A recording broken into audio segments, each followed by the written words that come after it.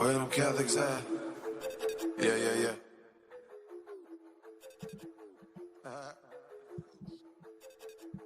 Yo, where them Catholics at? Man, what's the matter with these bishops? Hey, welcome back, everybody, to your regularly scheduled programming. It's me and that old guy over there, Ed, and we're finally back to a regular schedule of recording and publishing the show. I know it's a bit of a torturous thing, but you're forced to listen to us for at least the next hour. Ed, how are you, buddy? Haven't seen you in about 4 or 5 days. It has been a while, hasn't it? I'm doing great. Yeah, I mean, it's been, the weather has been spectacular up here in New Jersey. Got to hang out at my favorite place in the world, the Jersey Shore, yesterday, and have a good meal down there and see the waves and the beach and the gulls and such. And so I'm doing all right. I got rejuvenated and brought back to life. So I'm good. Yeah, I took Monday, Labor Day, off, which is weird because when I worked a regular job, I made sure that I was not going to have to work on a scheduled holiday, right? And I always, obviously, federal holidays, they wouldn't have you open anyway, at least in the job where I had, it was a manufacturing job. Yeah. Mm-hmm. But once I became an entrepreneur, I would be like, you know what? I can work a little bit more on this day off and get a little bit ahead because nobody else is working. The competition takes a day off. You can't. That kind of stupid thing. And I did that for years, man. Yeah. But this past Sunday, when you sent me that text, said, hey, not going to be around tomorrow. I said, oh, okay, cool. Labor Day's no show then. Because I could have run one solo, but in that instance, I just made the decision on the spot. Yeah, I'm not going to work on Monday. And it felt pretty good. Kind of rejuvenated me too. We finished the church pew project 2 weeks ago, so I haven't had to do that. Nice. And I think having to just go and do that on Saturday and then go through the full thing of getting everybody ready and taking the 30-40 minute drive to mass and then the 30-40 minute drive back. It really didn't feel like I had any days off, even though I wouldn't do any work on Sundays. So it's nice to have Saturdays back, and it was nice to have Monday. I will say, though, on Sunday, the homily surprised me because we have this priest who he's technically retired. Well, not even technically. He's retired, but his sister lives in the area of our parish, and she attends our parish. But he retired from the Diocese of Steubenville, and then he just moved down here to live close to his sister. And every now and then, he'll say mass at the church just to help out. I mean, why not? It's just like a priest on deck, right? And his homily touched on a topic that is pretty rare. And I think it's because it makes people uncomfortable. Like, how do you talk about these things when you've got small children out there in the congregation sitting in the pews? Well, one, the small children probably aren't paying attention anyway.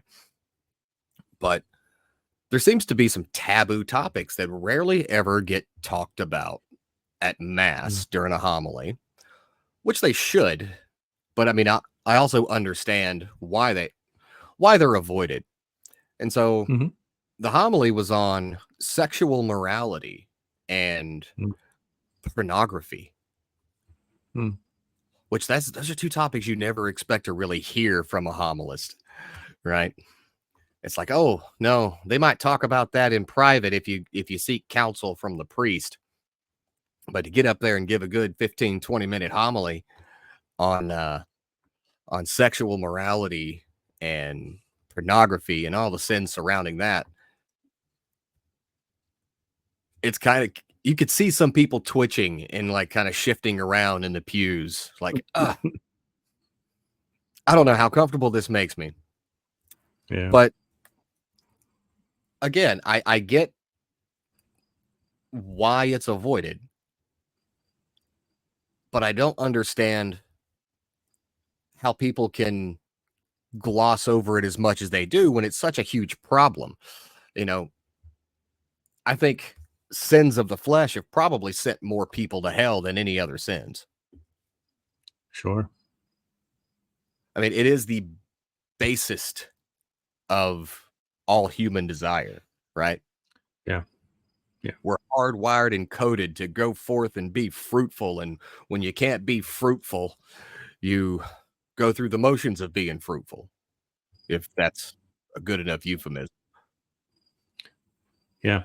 Yeah. And, and there's so many sins that are associated with sexual desire. It's not just simply one sin. There's so many things that could come of that.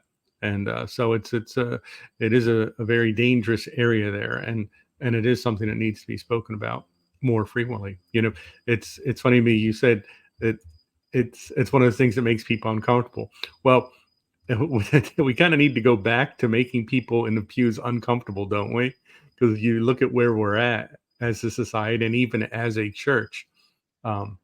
And we've made people feel comfortable and at the same time put them in jeopardy of losing their salvation. So you kind of have to weigh it out a little bit there.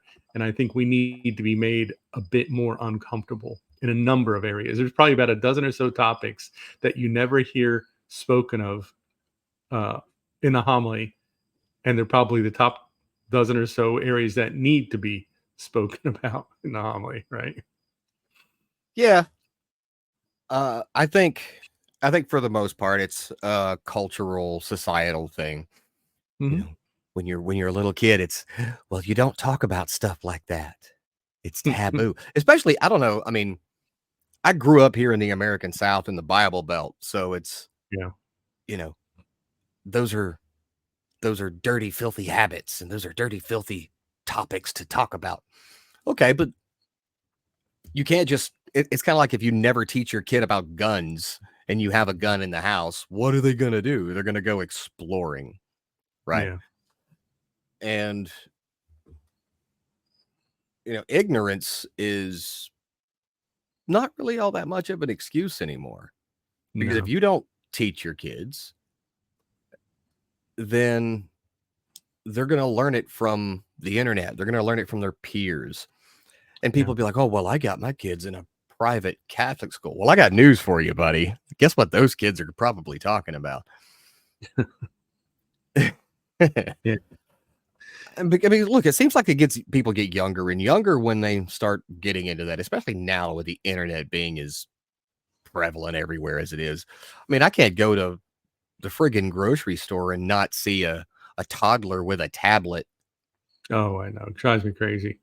I mean, and of course in the restaurants too. But it really irks me is when you go to church and there's a toddler with a tablet or with mom or dad's cell phone. And I guess they figure that if we turn the volume down or if we turn the volume off, it's okay if the kid plays whatever they play on the phone during mass.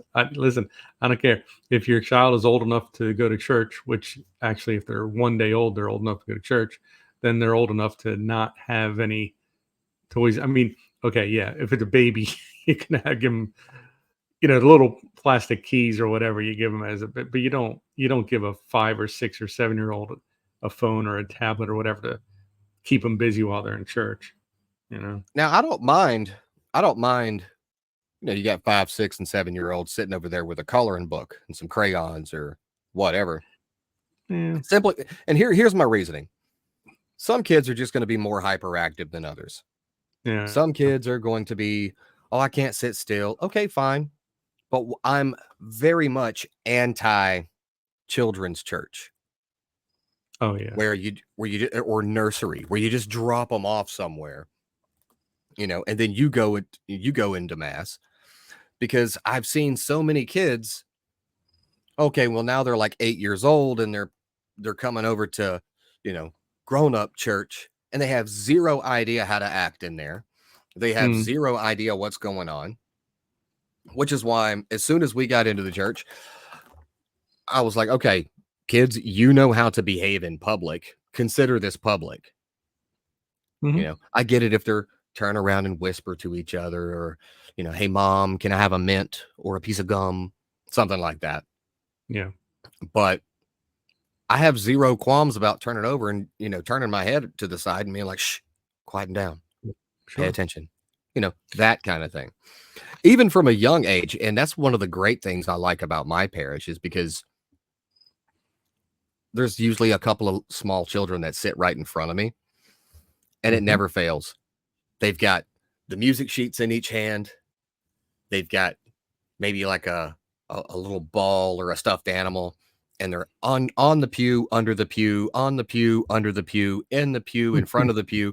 They're up and down like crazy, and they're probably between 3 and 5.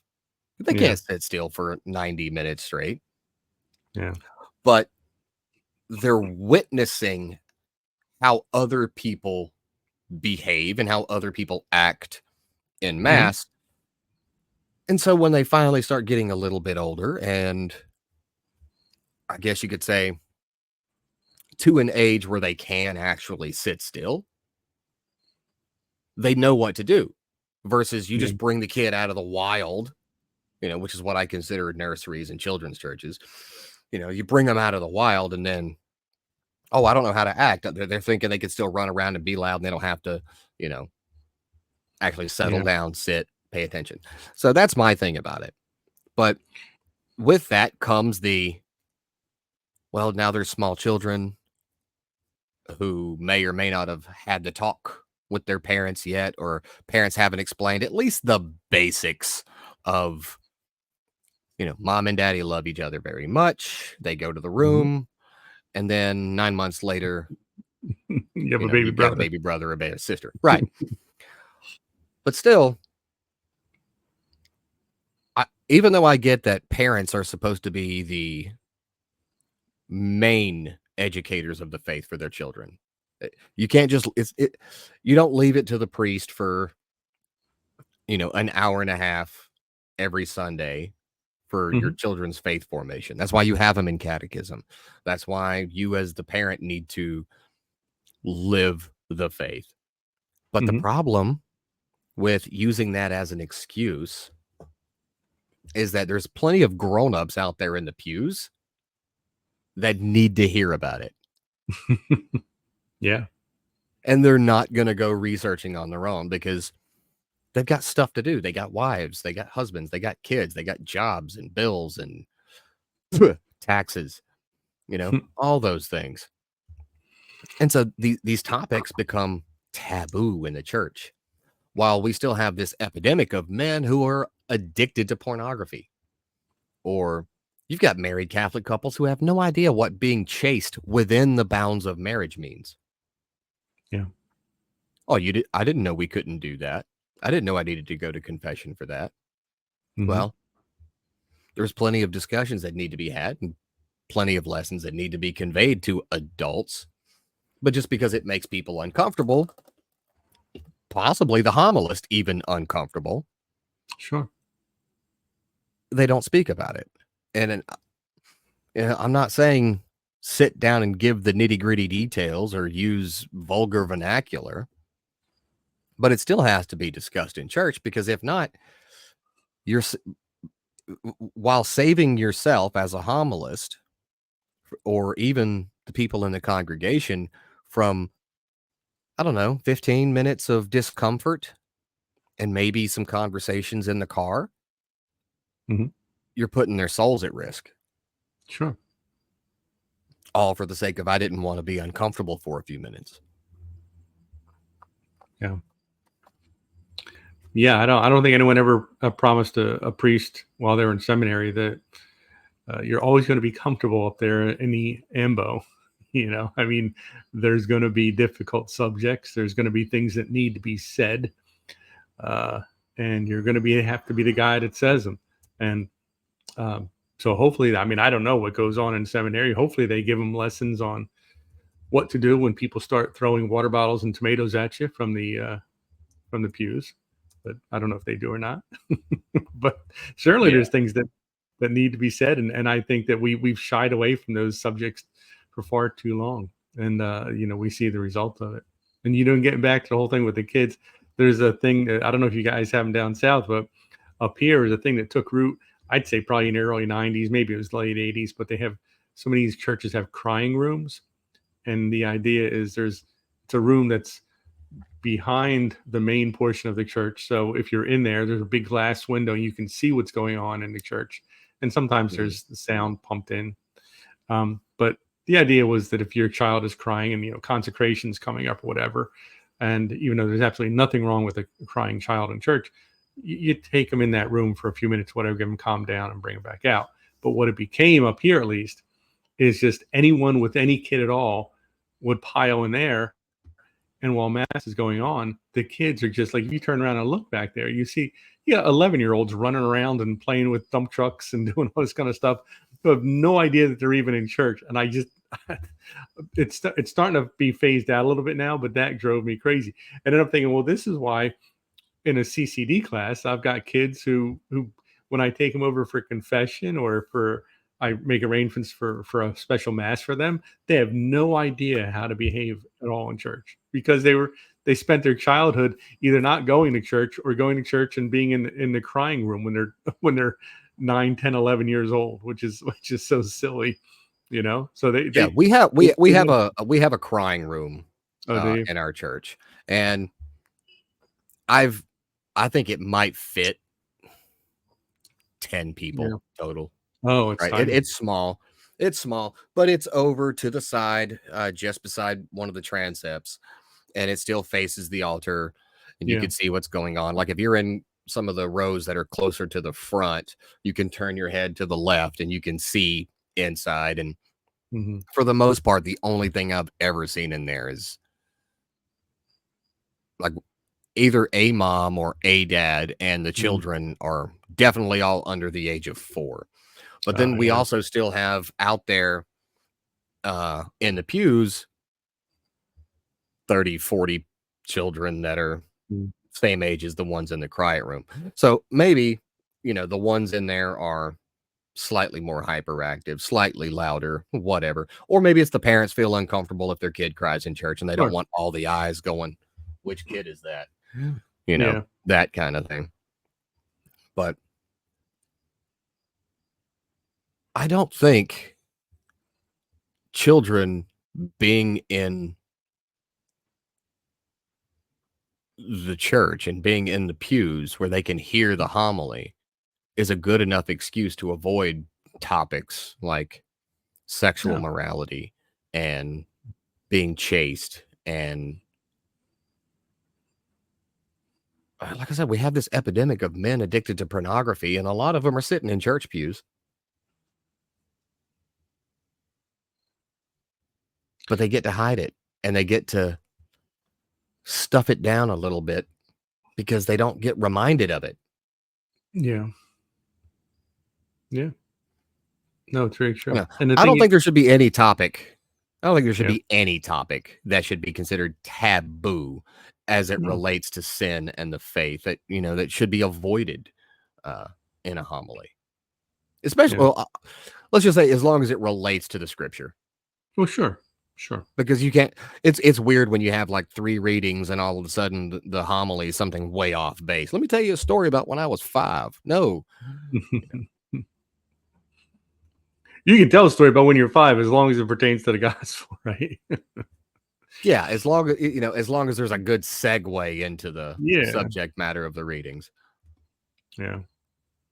Which is great, because that's another thing about Catholicism is that as long as the priest is following the training he's been given, pretty much everyone on Sunday, no matter where you're at, is going to hear a somewhat similar homily.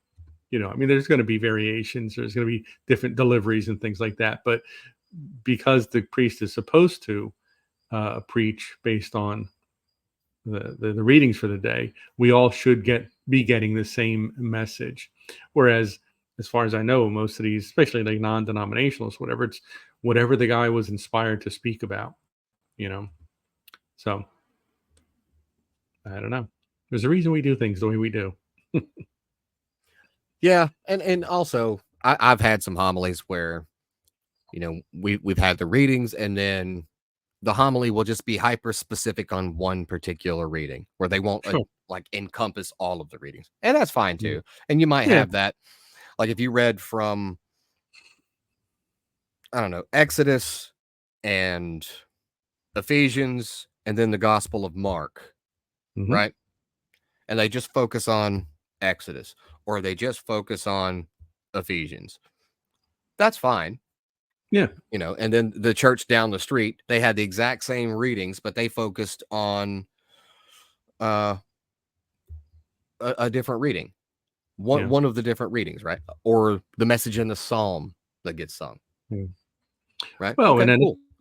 yeah, and that's fine too, because obviously, because and it's another beautiful thing that we do is that all the readings are connected. So even if they're only focusing on one particular reading, you still should be getting generally the same message. Yeah. Yeah. That whole thing makes sense to me. But Yeah. even when there's a blatantly clear societal issue that affects the faithful, if it's a taboo topic, they won't bring it up. I mean, even if something is simple because they don't want to fall into the political realm and risk losing their, tax-free status or tax-exempt status. Something as clear as uh immigration. Mm. Oh, don't want to talk about immigration. Why not? You can talk about morality as it relates and Christian morality as it relates to immigration while not not even venturing into politics. Sure. You know? But again, I mean, I obviously understand that if I say illegal immigration is bad, someone is immediately going to turn around and be like, "Oh, you're a Trumper, or you're a this, or da da da." Okay, okay. I just simply made one statement. So there's going to be people that jump to conclusions like that, but Sure. I really don't think there should be any subjects that are considered taboo or that get avoided in church when it relates to your salvation. Absolutely. Yeah. And you even made the point about, is this going to be uncomfortable with the parents because their children are there or whatever. But, we have to be realistic about this and realize that um, if they're not hearing this message here in church, they're going to hear it in school, around the corner with their friends, wherever. And wouldn't you rather that the version of that message that they get is the church's version rather than, you know, Mrs. Smith in hygiene class in school, or what their classmates are saying on the playground at recess and things like that. So it's this whole. I mean, you can't shield your kids from hearing all this. So why not just put them in a situation where they're going to hear it appropriately and from the right source? That would be my argument with that. I talk about all the time about your life is made up of so many different components, and when one thing is removed, something else is going to slide in there and take its place. And I talk about, like, if you remove God from your life, well, Satan's going to jump in there and fill that void. It's the same thing with this, with these chunks of information. If they're not hearing the proper message about sex from parents and from their pastor and things like that, okay, then they're going to hear the wrong message from a particular teacher, from some sort of, from classmates, from whoever. So you can't have this attitude that, well, if I avoid certain topics, they're never going to come up, because that's ridiculous. That's not the case. They are going to come up. So it's better if you bring them up, or if your pastor brings them up. Listen, uncomfortable, who cares? It's another thing. As you get older, you stop feeling uncomfortable about things. I mean, at my age, I can pretty much talk about anything. It's not going to bother me. I'm not going to blush. It's not going to upset me. You ask me about anything, I'll tell you all about it. So, but you got to get over that aspect of it. And a priest need, and I get it, especially if you're a priest and you're talking about something that has to do with sexual activities and things like that. Obviously, unless you're an Eastern Catholic priest, you've hopefully, probably never experienced sex. But it doesn't mean that you don't have sexual urges. You don't have sexual desires, things like that. So, but people in the congregation are going to be looking at you like, who is this guy to tell me about these things? Well, the truth of it is the truth of it, regardless of what experience the guy has in that realm. The fact that he's not married, doesn't have kids, and doesn't go home and have a wife that he can be intimate with, that doesn't change the message that he is delivering, which is from the Catholic Church. So priests need to get over that too, because I think there's probably a lot of priests who would feel uncomfortable speaking about a number of topics because they say, well, people are going to attack me because I personally haven't experienced this. But in a sense, they have, as I mentioned, they still have the same, the same workings as us, and the same desires, and the same wants and needs and things like that. So, everyone's just got to get over it. It's basically the message I would say. Just grow up and be able to talk about things, because when you don't talk about things, they come back at you, but they come back to you in a problematic way. It's the same thing like you mentioned with if you have guns in the house and you don't ever talk to the kids about where they are, why they're there, how they are to be respected, and how to properly use them. The kids are going to be curious and are going to find out the hard way. The downside to those sort of things. It's the same thing with any other topic, and so we just need to grow up, and if you're a parent, be a parent.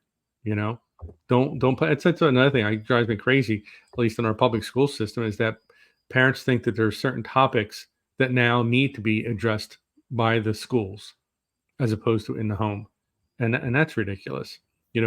Be a parent, deal with the difficult topics and subjects yourself. Otherwise, you're going to be disappointed because, oh, my child hasn't grown up in the way that I'd like them to. They don't have this. They don't share the same values that I do. And you say, okay, well, because you refuse to talk to them about A, B, and C, so the school did, and the school doesn't share your values. It doesn't share unless unless you send them to a private school that you picked out for a specific reason, blah blah blah. But everyone, the people in the pews need to grow up. The priest at the ambo needs to grow up. Everyone needs to just do their job, do their part, and let's raise these kids up right. And if the parent or the kid is uncomfortable, well, so be it. I'd rather someone be uncomfortable than make some really poor decisions in their life. Yeah, and when you're talking about the parents, it reminds me of I don't know. Your parents are spanking you, and they say, "This hurts me more than it hurts you." Okay, sure. But if that's the line of logic and thinking you want to go with, then go with it. That same line of logic when it comes to talking about things that make you uncomfortable. Yeah. Obviously, you need to make things age appropriate, and obviously, you don't need to go down the path of being vulgar or anything like that. But if you're going to spank your kid or discipline your kid in any way and explain to them, this hurts me more than it hurts you, well, then you need to apply that of you embracing that pain, discomfort, whatever you want to call it, when you have to have hard conversations about certain topics that, man, it feels so awkward and weird talking to my kid about. Because otherwise, what's going to happen is just like what you said, you're going to outsource it to people who do not share the same values. Yeah. And when that happens, your kids are going to have warped ideas about certain things. And then, oh man, you're dealing with those consequences later on because you thought, oh, everything's fine. Someone else, a complete stranger who I have no idea what they said or taught to them. And they never asked me questions about it. They asked their peers, and their peers didn't know. So they asked their older siblings, and maybe those people heard it from parents or faculty with different values. And now, oh crap, my kid has this really warped sense of what sexual morality is. Mm-hmm. And I'm a granddad. Yeah. And I'm 29. Yeah. Yeah. People need to be aware of that kind of stuff. I mean, you look at, I don't know if it happens in other parts of the country, but up here, they're like so many of the high schools here, and actually even middle schools, have contracts with places like Planned Parenthood, who then they have people come in and talk to the students about sexuality and actually even what to do if they run into a situation where they're sexually active and they get pregnant and blah blah blah blah blah. I'm not going to have a, a representative from Planned Parenthood explaining sexuality and abortion and things like that to my child. I'm going to talk to them about those sort of things. But up here they do. I mean, even I've got a good buddy who yanked his daughters out of Girl Scouts, because at least in this area, Planned Parenthood is very involved with Girl Scouts, very involved, and they bring them in. And they talk to these 8, 9, 10, 11-year-olds about the services they provide and things like that. So again, don't outsource being a parent. Do it yourself, because otherwise, you're the one that's going to have to deal with the consequences, and your child's going to have to deal with the consequences, and your grandkids and your great grandkids. It goes down the line like that. So, man up or woman up, depending on if you're a mom or a dad, and do your job. Don't expect others to do it for you, and don't get upset when you have to do that, or when the parish priest has to do something. I've told you this story about, a priest that we had in our parish, who was just one day, he had enough with the way that people would come up and receive communion, and they're chatting with each other. They're taking the host, and they're like, they're 5 pews away before they decide whether or not they're going to put it in their mouth or not. And he just stopped, and he had an impromptu sermon right there about how you are supposed to approach him to receive communion, and the attitude with which you should do that. And he wound up hearing about that from the diocesan offices, because it made people uncomfortable. And of course, thankfully, he stood his ground and said, well, you know what? They need it to be made feel uncomfortable. So, there's just so many areas where we're just so afraid to talk about it. We're so afraid to rock the boat. So afraid. A church that I go to fairly frequently around here, great priest there. His name was Father Ariel. He's from the Philippines. This guy doesn't mince words. And I have been in that church more than once when during his homily, somebody got up and walked out because they didn't like what he had to say. And I say, God bless you, Father. You were talking about something that need to be talked about. If somebody can't handle that and they need to walk out, that's on them. You were doing your job.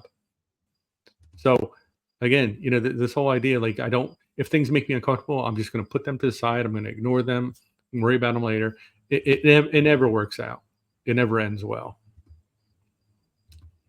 Yeah. And I'll say also, if you're a priest, don't outsource the hard decision or the hard conversations to a Catholic podcast or someone else's online sermons. Yeah.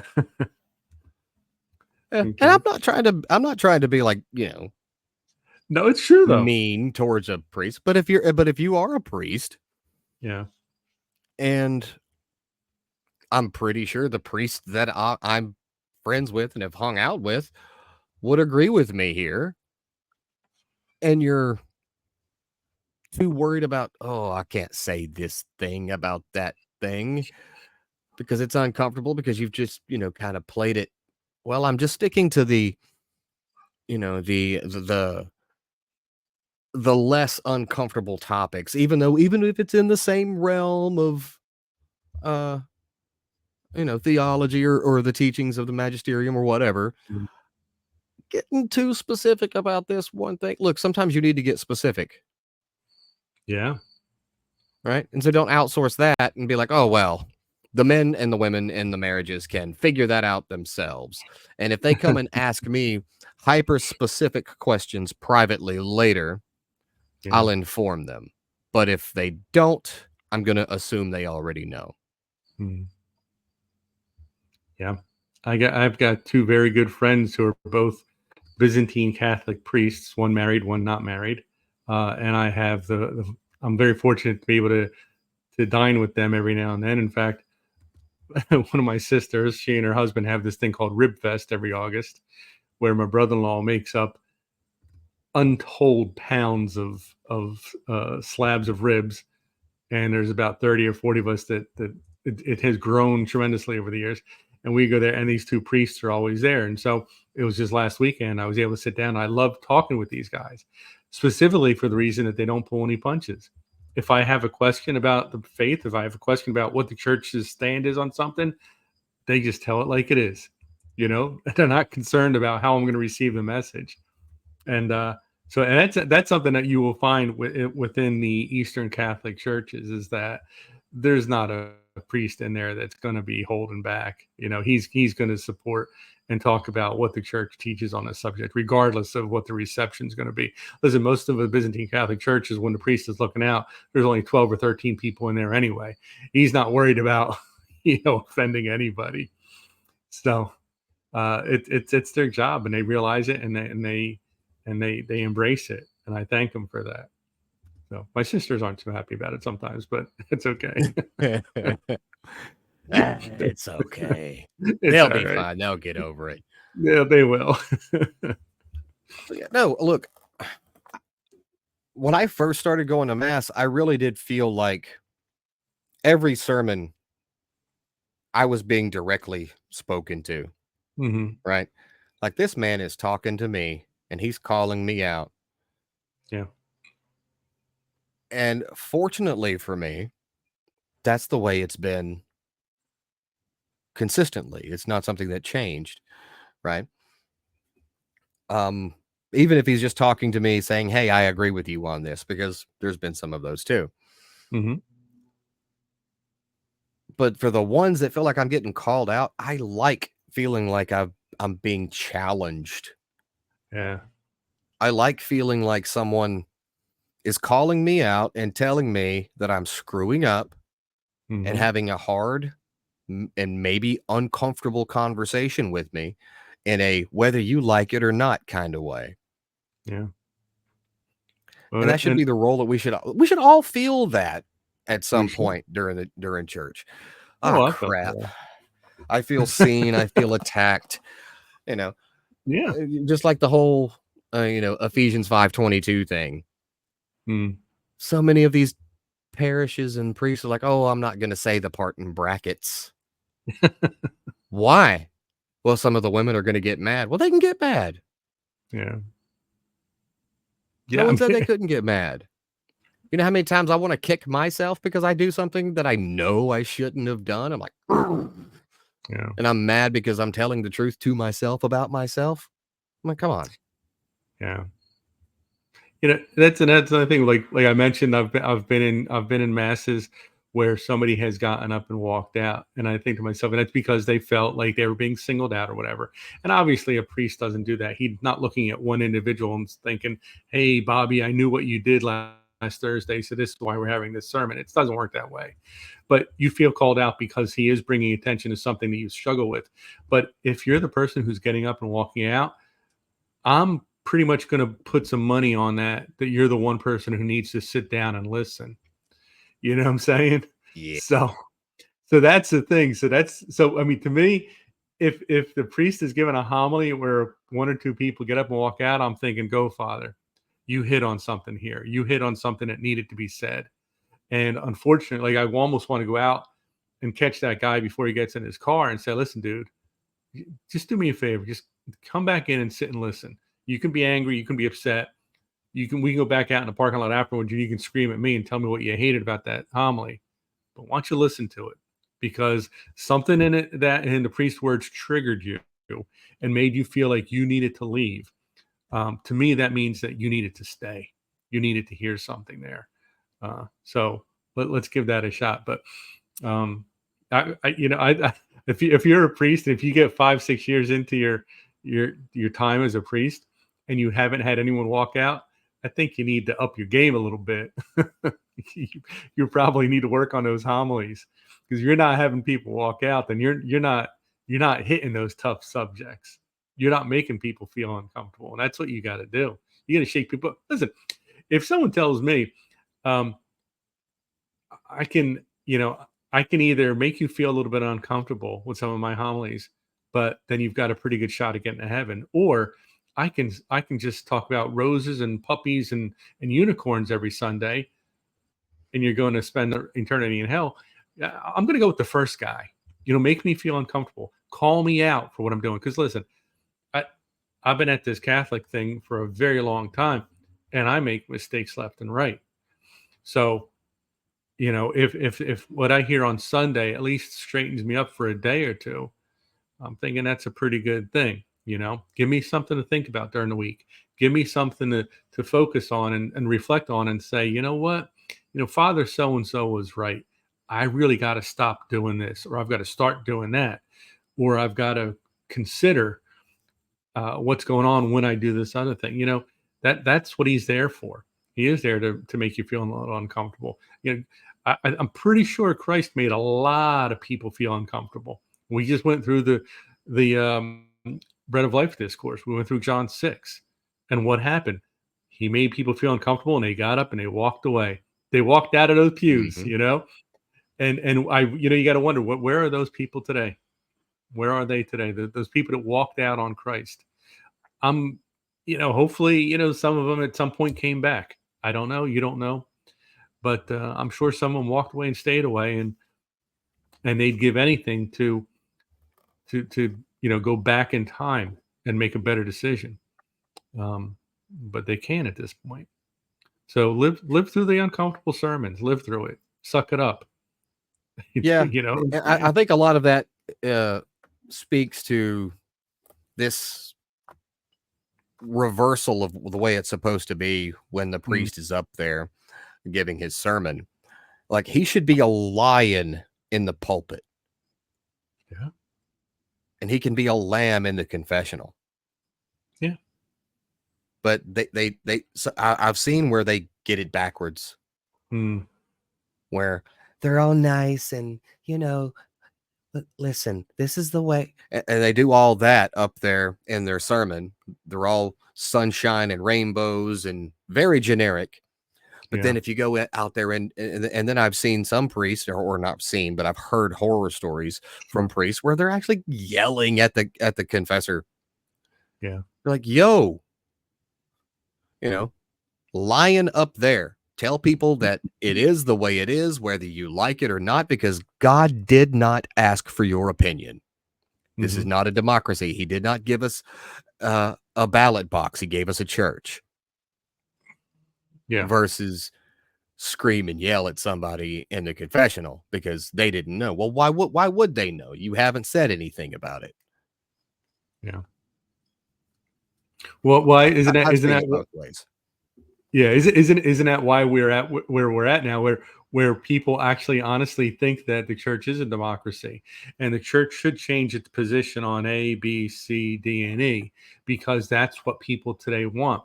And isn't that partly the fruits of priests not being priests and not getting, being that lion at the pulpit and not Oh yeah. explaining this You is see that this is all the what the time church with is. the Yeah. next pope can change it to Yeah, where yeah. there's going to be women.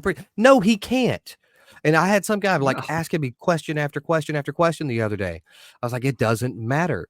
Well, I think some of the stuff in the that St. Paul said was sexist. It doesn't matter. Yeah. Women can't be priests. Well, what if so you mean to tell me that a pope will never change it? Yes, that's exactly what I mean.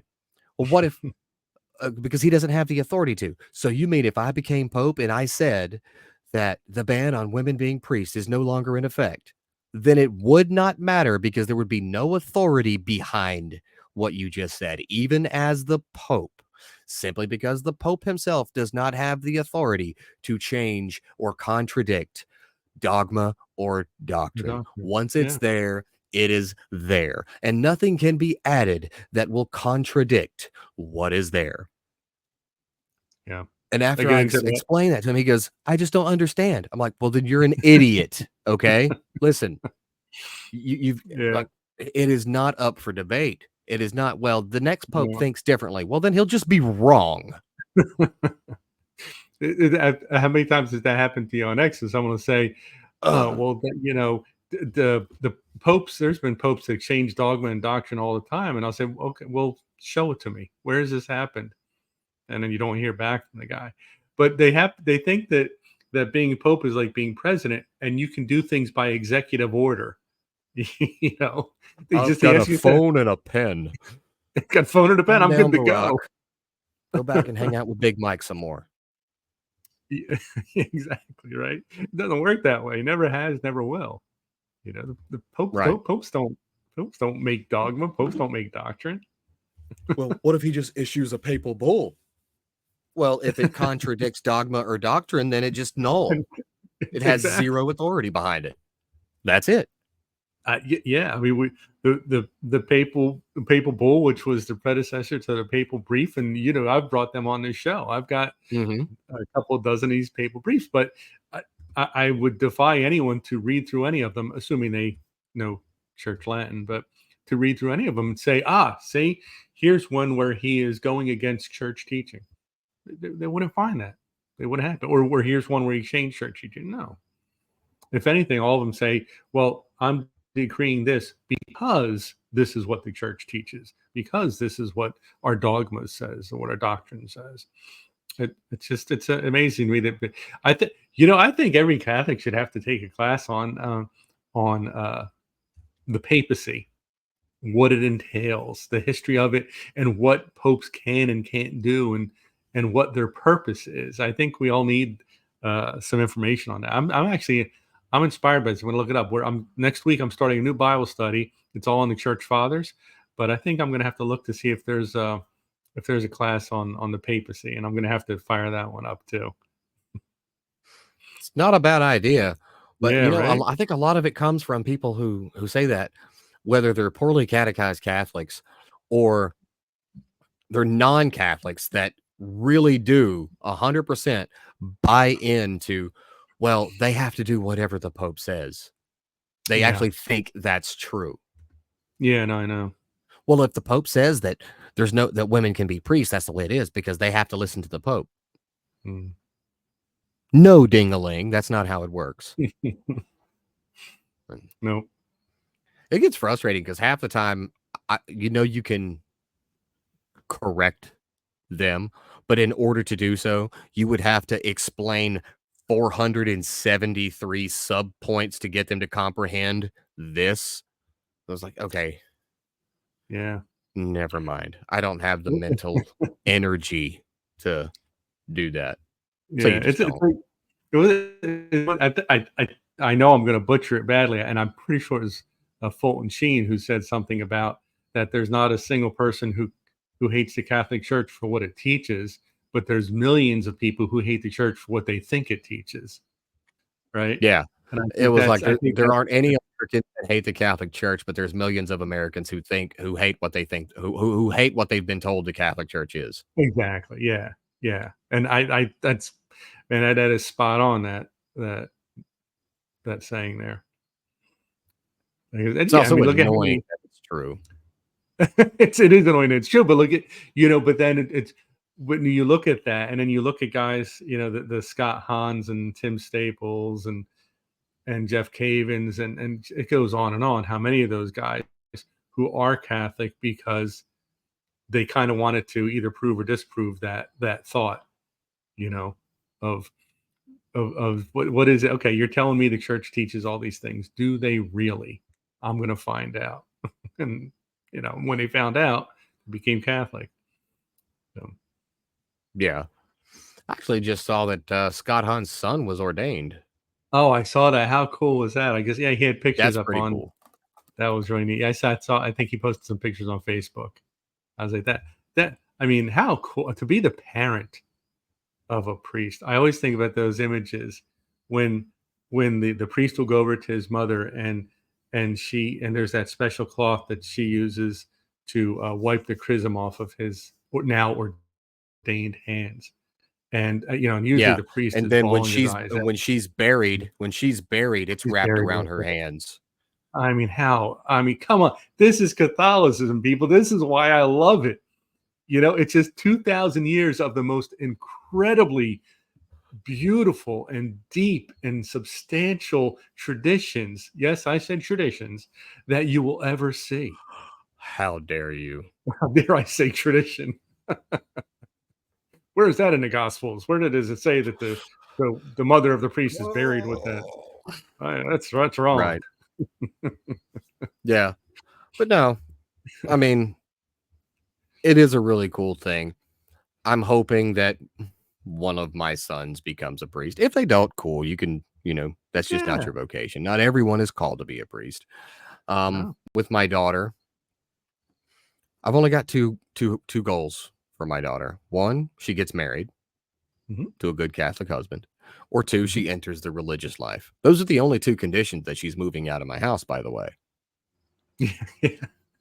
When you get married and another man is taking care of you, or when you get married and God is taking care of you. Absolutely. Either one People of go, those. I can't believe you would have that opinion about your daughter. I can't believe you let your kids get to 40% body fat, but we're not going to talk about that. Which one is more harmful? Yeah, sure. All right. We got about 8.5 minutes left. What did you bring today? Yeah. Well, here we are. We're talking about being strong and being firm in the faith, and good priests getting up there in the ambo and defending the faith, and having the hard lessons and the hard talks with their parishioners. And so, not based on that, because we never plan ahead, but I brought this really cool book with me. And I don't know if anyone is familiar with this gentleman, Monsignor de Segur. He died in 1881 at the age of 61. But before that, he grew up actually in France in a very well-known family. So well known that he was actually, when he became of age, he was sent uh, to the French embassy in Rome to be the French representative there to Rome and to the Vatican. No pressure. But no pressure whatsoever. But he was so drawn by what he saw there and the experiences he had there, he decided to go back to France and become a Catholic priest, which he did. And he was a wonderful priest. In fact, he was best known for spending hours upon hours every single day in the confessional, because he just so desperately wanted to offer that to people so that they would have, a clean conscience, a clean, pure soul. And if they were called up, they would go to heaven. So that was huge for him. But unfortunately for him, he had some health issues. In 1853, he became blind in one eye.